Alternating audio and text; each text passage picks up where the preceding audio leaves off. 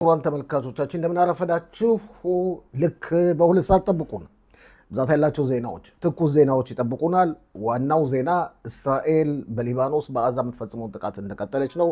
ትላንት ሌሊት በቤይሩት ውስጥ እንደገና አንድ የሂዝቦላ ድርጅት ከፍተኛ ባለስልጣን ተገድሏል።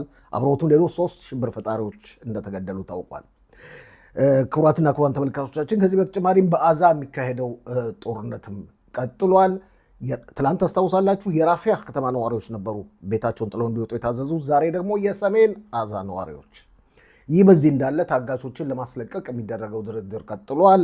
እስራኤል በመጀመሪያው ቀን ድርድሩ በማለት ስምምነት ከተፈረመ 11 ታጋቾች መፈታት አለባቸው፣ መለቀቅ አለባቸው ከሚለው ሀሳቧ ወደኋላ አላለችም። እነዚህና ሌሎችን ልክ በሁለት ሰዓት ጠብቁን። ሰብስክራይብ፣ ሼር፣ ላይክ ማድረጋችሁን እንዳዘነጉ። መልካም ቀን።